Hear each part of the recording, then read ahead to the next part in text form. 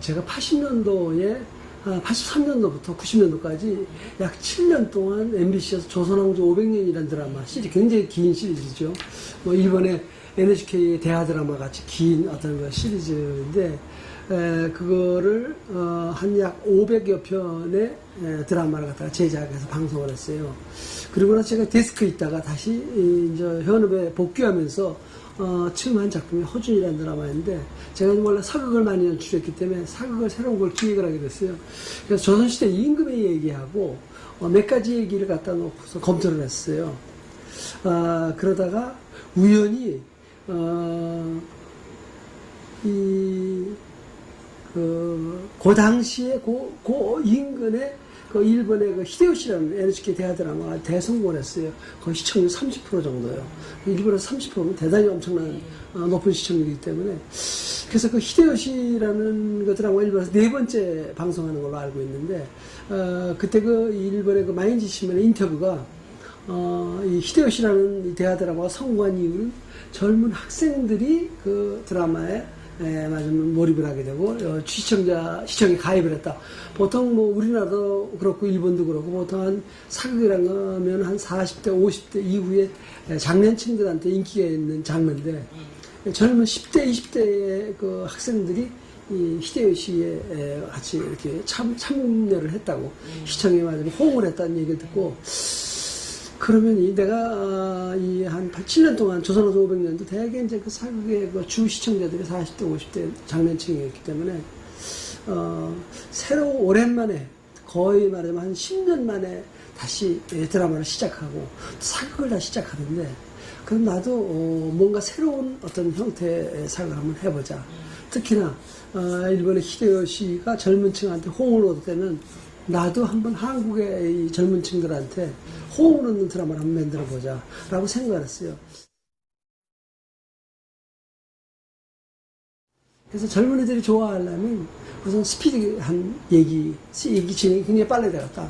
그 다음에 이 만연체 얘기가 아니라 굉장히 드라마틱한 얘기, 압축되고 그리고 풍성한 얘기거리, 그런 걸 드라마 소재로 삼아야 되었다. 그래서 이제 그 소재를 쭉 찾다가 보니까 연산군이라는 우리나라의 굉장히 드라마틱한 임금의 얘기하고, 그 다음에 이 허준이라는 이 소설을 갖다 동의보감이라는 소설이 나온 그 허준이라는 소재가 제가 하려고 하는 드라마 소재에 맞아 떨어졌어요. 근데 이제 이 연산군이라는 소재는 바로 KBS에서 이 비슷한 소재로 그 앞 시대를 드라마로 하고 있었어요. 그래서 그거를 또 한다는 건 좀 문제가 있겠다. 그래서 허준이라는 그 동의보감이라는 소설을 갖다가 집중적으로 이제 검토를 했는데, 그 소설이 갖고 있는 가장 큰 장점은 그 소설을 쓴 분이 방송 드라마 작가예요. 그 소설 자체가 3권짜리인데 굉장히 드라마틱해요. 그래서 내가 생각하는 빠른 스피드와 풍성한 얘기거리에 적합한 소재다. 다만 이것이 방송된 게 70년대 한번 방송이 됐고 91년도에 방송이 됐어요. 그러면 약 9년, 8, 9년 만에 다시 하는 셈이 되는데, 91년도에 한 거는 14부작 미니 시리즈였고 70년대 방송한 건 1일 연속극이었어요. 70년대 1일 연속극한 건 별 그렇게 문제가 안 되는데, 91년도에 한 이 미니 시리즈가 한 지가 한 8년밖에 안 됐습니다. 그래서 14부작이고 저는 드라마를 한 40부 정도로 계획을 했기 때문에 그 14부에서 다루지 않은 얘기들, 많은 얘기를 다룰 수 있겠다 생각하고 그 작품을 선택을 해갖고 작가와 같이 이제 그걸 검토했는데, 우선 첫 번째로 얘기를 기존의 드라마에서 나왔던 얘기들은 굉장히 만연체로 나가던 얘기를 스피디하고 풍성한 얘기거리를 풀어가려면 굉장히 많은 픽션이 필요하다. 그래서 그 당시에 그 사극을 주로 쓰던 작가분들은 사회에 의해서만 많이 쓰는 그런 경향이 있었어요. 그래서 저는 사회에 의하지 않고 사회 플러스 픽션을 많이 가미한 어떤 새로운 부분의 어떤 거의 좀 미니 시리즈 같은 연속극의 형태, 뭐 이런 얘기거리가 많이 흘러가고 많이 풍성한 그런 걸 하기 위해서 사극을 한 번도 안 썼던 작가를 선택하자. 그 얘기는 뭐냐면 픽션을 많이 가미시키자. 픽션 드라마의 한 8, 90% 픽션으로 집어넣자. 그래서 얘기를 굉장히 흥미진진하게 엮어가자. 라는, 그렇게 얘기하는 것이 또 젊은이들한테 굉장히 호응을 받을 것이 생각했고, 그 당시에 이제 굉장히 현대문을 썼으면서도 얘기가 굉장히 극적으로는 얘기를 많이 잘 쓰는 최완규 씨를 받아 그래갖고 사극을 한 번도 안 써서 굉장히 두려워하는 최완규 씨한테 격려하면서 당신 충분히 할 수 있다. 사극이란 건 내가 한 20년 가까이 사극을 했으니까 당신이 훨씬 잘 모르더라도 내가 같이 하면 충분히 걱정할 게 없다. 정 안 되면 현대물 같이 써라. 그럼 나 사극으로 바꿔서 제작을 하겠다. 라는 얘기를 하면서 사극을 시작했어요. 그 다음에 또 하나는 이왕이면 성공하는 얘기를 하자. 성공하는 얘기는 누구에게나 다 즐겁고 또 이 드라마를 보면서 카타르시를 느끼고 흐뭇하니까 우리가 사극을 하면서 사극이 거의 500년 전, 1000년 전의 얘기지만 그 당시에는 국민에게 공감을 갖던 것도 지금의 시점으로 보면 굉장히 낡고 고답적이고 매력없는 부분이 있어요. 예를 들어서 우리 몇백 년 전에 우리 여자들의 어떤 그 미덕이란 건 순정과 인정인데 그렇게 모든 일에 참고 견디는 것이 아름다움이었는데 지금 그런 아름다운 그런 인물을 갖다 드라마의 주인공으로 맞아보면 설정을 해서 드라마를 이끌어가면 요즘 젊은 사람들은 전부 관심 없어 재미없어요. 아마 스트레스 더 많이 받을 거예요. 카타르시스보다. 그래서 요즘의 젊은이들에게도 호감을 받을 수 있는 그런 캐릭터, 그런 인물. 그게 이제 나중에 나온 장금의 캐릭터도 그랬어요. 이제 그런 설정이었는데.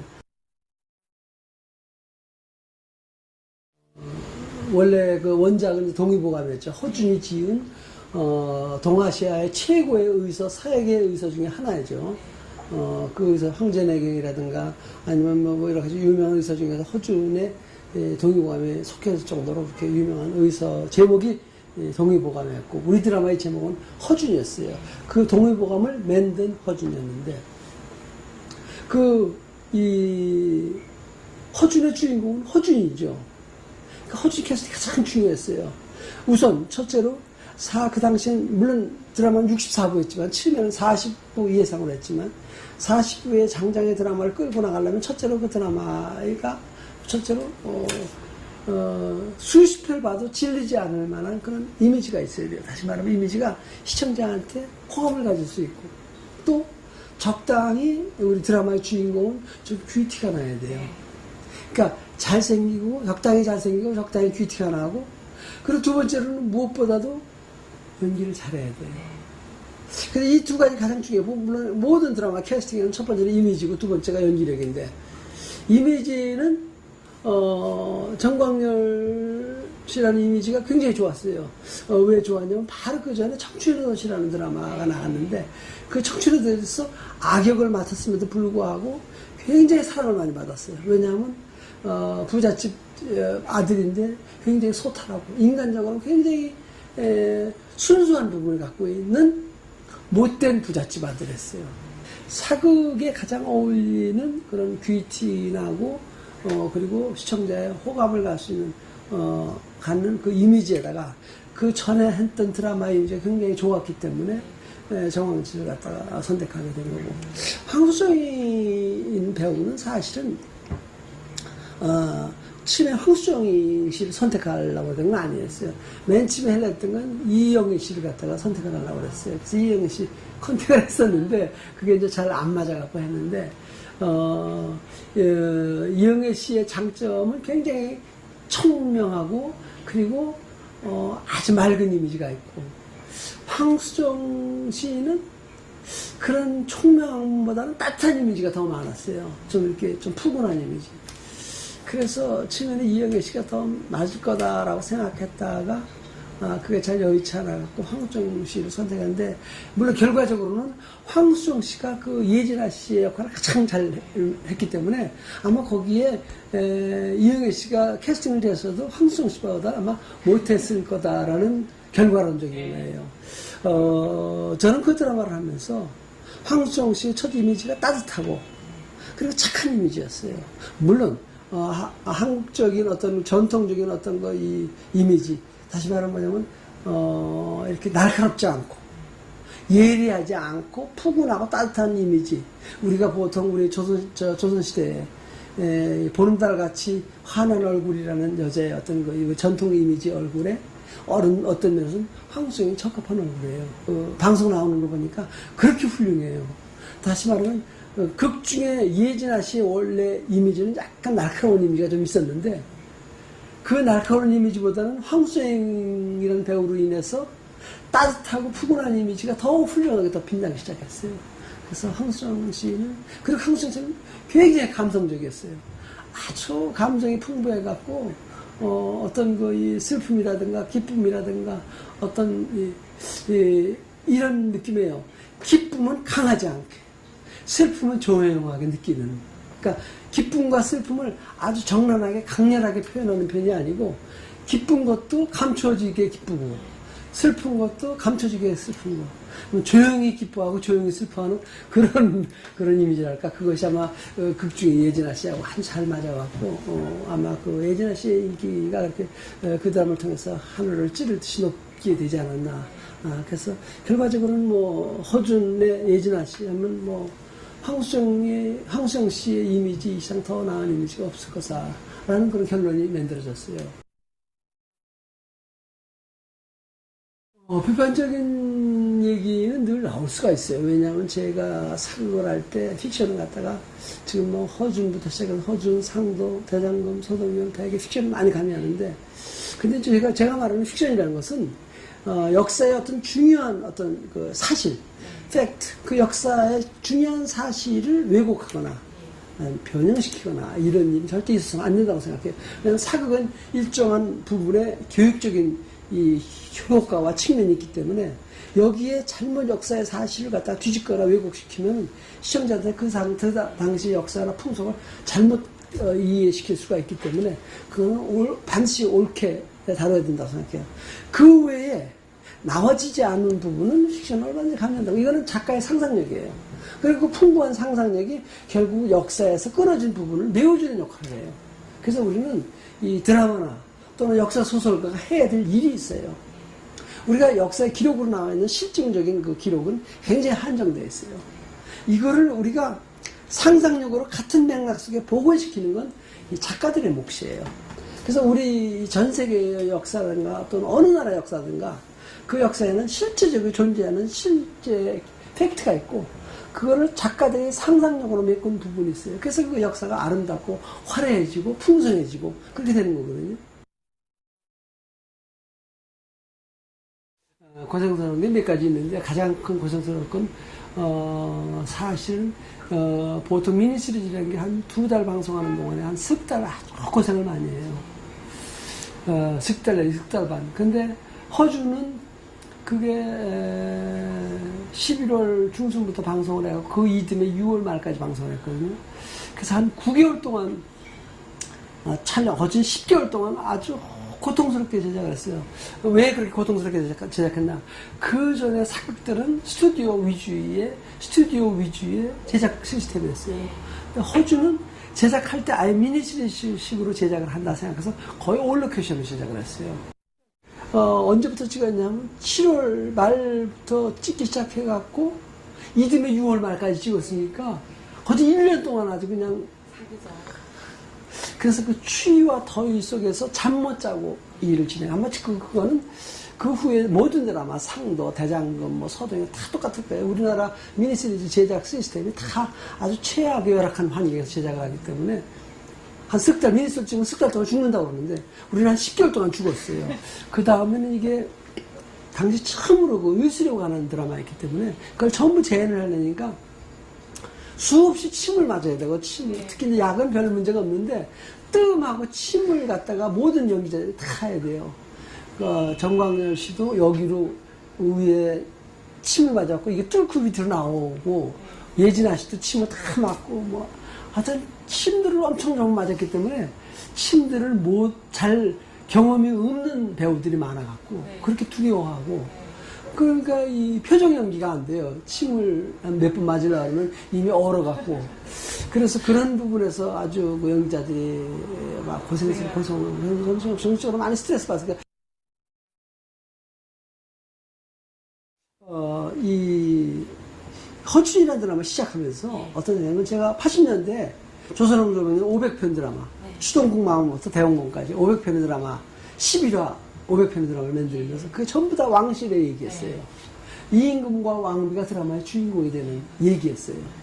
그래서 98년도에 새 드라마를 기획하면서 임금과 왕비가 안 나오는 드라마를 하자. 임금과 왕비가 아닌 소위 이 4대부, 양반이 아닌 중인 이하 또는 천민의 계급 얘기를 담자. 그래서 그 인물들이 역사상 아주 위대한 큰 업적을 남겼으면서도 불구하고 신분 제약 때문에 많은 고통을 겪고 그 신분 제약을 또 뛰어넘어서 또 높은 지위에 올랐던 그런 평민들의 얘기를 드라마를 하자라고 아주 작정을 했어요. 그런 드라마. 그 이후로 계속 그런 인물만 지금 해 나온 게 대장님까지 이제 그렇게 인물을 해온 거기 때문에. 그러면서도 허준이나 자장금이나 공통점은 궁중에 들어갔을 때 그 부서라는 것이 그 대단한 부서가 아니에요. 하나는 내의원이라는 힘없는 부서고 하나는 수락관이라는 힘없는 부서예요. 여기도 수락관도 나오고 내의원도 나오죠. 궁중의 내의원이라는 게 원래 중인들이 집단인의 그 부서기 때문에 소위 관료사회의 양반 계급을 볼 때는 함부로 막 하는 계급이에요.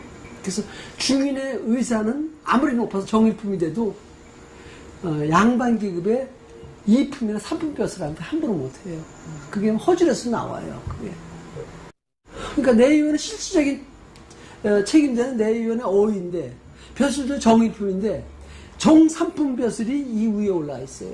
둘 다 천민에서 출발해서 궁중에 힘없는 어떤 기관에서 들어가서 능력을 발휘해서 최고의 임금과 어떤 청해받는 신하가 되는 그런 석세스 스토리라는 점.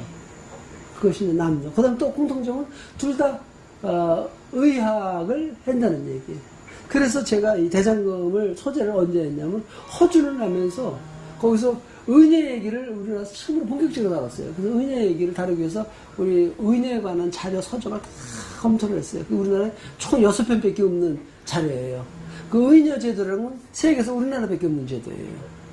그래서 세계에서 우리나라밖에 없는 특별한 제도인 의녀 제도를 허준에서 본격적으로 다뤘어요. 예진아 씨. 그래서 예진아 씨는 라는 인물 설정이 의녀라는 인물을 본격적으로 한번 다뤄보기 위해서 설정을 하는 거예요. 물론 허준의 얘기였지만은 허준과 더불어서 궁중의 의사와 더불어서 의녀가 쌍벽을 이루기 때문에 그 의녀로 허준의 사랑하는 여자를 갖다가 의녀로 설정을 해서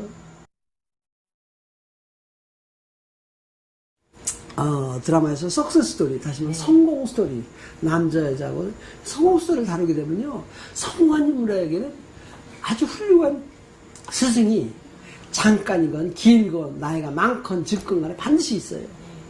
훌륭한 어떤 입지적인 인물이 되기 위해서는 그 인물을 날 때부터 그렇게 훌륭한 인물이 아니거든요. 그 인물이 훌륭한 생각과 가치관과 능력을 갖다가 개발할 수 있게끔 도와준 사람이 반드시 있어요. 그것이 스승이에요. 물론 부모님일 수도 있고 스승일 수도 있는데 부모님과 스승이 겸할 수도 있고, 그런데 대체적으로 부모님보다는 스승을 통해서 그런 입지론적인 인물이 있는 게 다 있어요. 누구든지 다 스승이 있어요. 우리 역사상 위대한 인물은 다 스승이 있어요. 그래서 그 스승의 훌륭한 스승 밑에서 훌륭한 제자가 태어나고 훌륭한 장수 밑에서 훌륭한 군인이 병사가 있듯이 뛰어난 인물에게 반드시 뛰어난 스승이 있어요. 어떤 경우든지. 그래서 그 스승의 얘기를 통해서 이 인물이 어떻게 올바르게 뛰어난 인물을 성장할 수 있는 이 밑바탕이 이루어졌는가, 토대가 이루어졌나, 그 인물의 한 인물의 출생부터 시작해서 입시적인 과정을, 성장 스토리를 그리다 보면 중간에 반드시 스승이 존재하게 되고, 이 스승을 통해서 이 인물이 어떻게 훌륭하게 변하는가를 보여주게 되는 것이 드라마 굉장히 의미 있는 일이고 가치 있는 일이에요. 그 스승의 도리는 우리 시청자들한테 훌륭한 메시지를 전달해 줄 수 있는 얘기가 되고, 주인공한테 훌륭한 정신, 또 훌륭한 가치관, 훌륭한 인생관을 만들어주는 인물이기 때문에 이 석세스 스토리의 스승은 반드시 등장해야 됩니다. 드라마라는 것은 이 히랍시대 이후로 오늘날까지 몇천 년 동안 인류에게 공통적으로 즐거움과 기쁨과 희로애락을 전해주는 하나의 오락의 한 수단입니다. 그러면서도 역사 드라마는 그 안에 갖고 있는 그 나라의 문화와 풍속이 담겨져 있는 것입니다.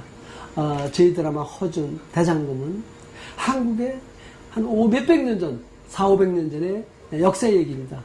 그 역사를 조금 여러분들께서 한번 이렇게 인터넷이나 자료를 보고 한번 훑어보시고 드라마를 보시면 드라마를 훨씬 더 재미있게 보실 겁니다.